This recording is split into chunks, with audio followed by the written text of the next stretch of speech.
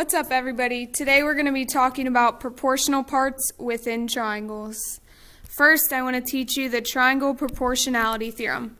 What this says is that if a line is parallel to one side of a triangle and intersects the other two sides, then it divides the sides into segments of proportional lengths.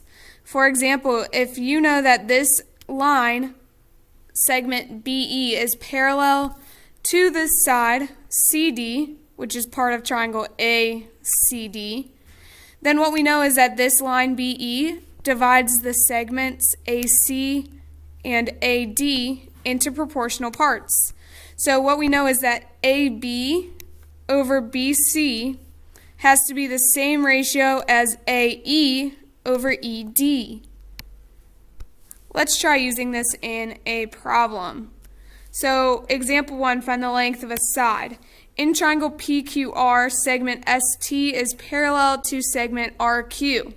PT is 7.5, TQ is 3, SR is 2.5. I need to find PS.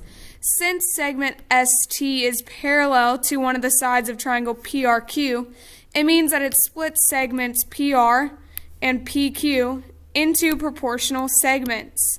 So what I know is that PS over SR must be equal to PT over TQ. Now I can substitute in the values that I know. PS, I am searching for the answer. SR I know is 2.5, PT is 7.5, and TQ is 3. In order to solve this, I need to cross multiply. 7.5 times 2.5 gives me 18.75.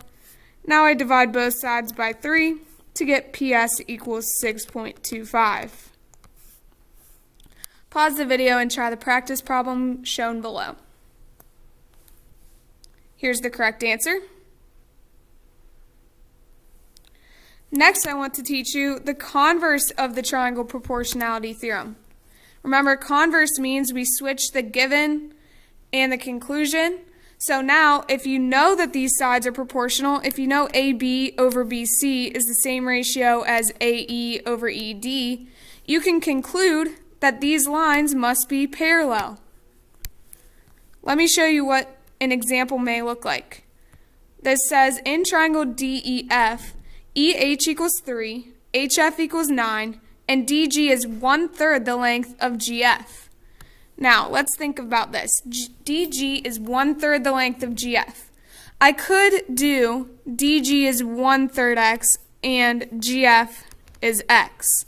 But I don't really like working with that fraction, so instead, I'm going to make DG X and GF 3X. That makes DG 1/3 of GF.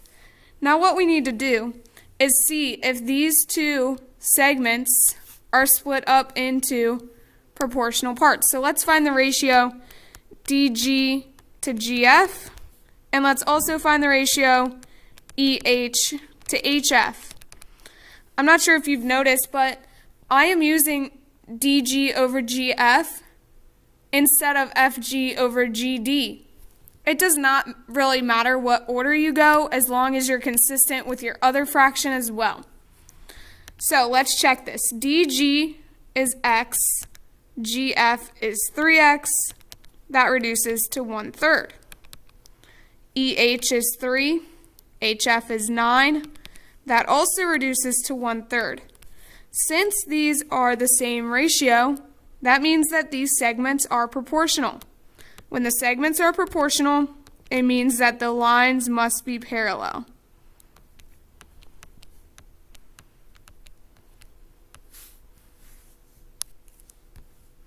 All right, I want you to pause and try this one below. Here's the correct answer. These do not have the same ratio, so they are not parallel. Now I want to teach you about the midsegment of a triangle. A midsegment is when you have the midpoint of two sides and you join them together. So that is an example of a midsegment, RP.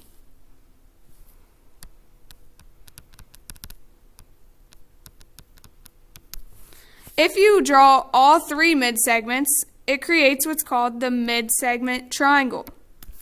So this would be triangle RPQ. There's some special things about this midsegment. Let's talk about the triangle midsegment theorem. The midsegment of a triangle is parallel to one side of the triangle. So for example, JK is one of the midsegments for this triangle. It's parallel to side FG, and it's also half the length of that side. So what I know is that JK is half the length of FG. Another way to think about that is that 2 times JK would be equal to FG. So whichever one's more convenient, we can use. Let me show you how this will work out in a problem. It says, in the figure, segments XY and XZ are the midsegments of triangle RST. First, we want to find XZ. Let's find out where that is. XZ is here. I see that is probably parallel. Well, it's definitely parallel to this side, RT. Now, whatever side it's parallel to, the midsegment is half that side of the triangle. So I know XZ is half of RT. Half of 13 is 6.5. Let's do another. Find ST. So I see ST is the side of this triangle, and it's parallel to this midsegment.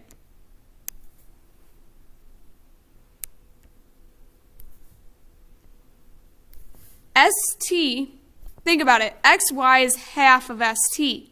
Another way to think about that is ST is double XY. So we'll say ST equals 2XY. 2 times 7 is 14. So I know ST must measure 14. Finally, I'm looking for the measure of angle RYX. Let's erase this here so we're not being confused. RYX is this angle here. Now you need to be careful, okay? So I see some parallel lines here. All right, so I know this line here and this line here, XZ and RT are parallel. If I look at this transversal, XY, I see that angle ZXY and angle XYR are alternate interior angles. Remember, alternate interior angles always have the same measure with parallel lines. So what that means is that my answer for this, the measure of angle RYX, has to be the same as the measure of angle ZXY. Okay, I want you to pause and try the practice problem below. Here's the correct answer. I want you to finally reflect on this question. Please compare the triangle proportionality theorem and the triangle midsegment theorem in 2 to 3 complete sentences. That's all I have for you today. Tomorrow we will be learning more about proportional parts of parallel lines, not necessarily in a triangle. Talk to you then.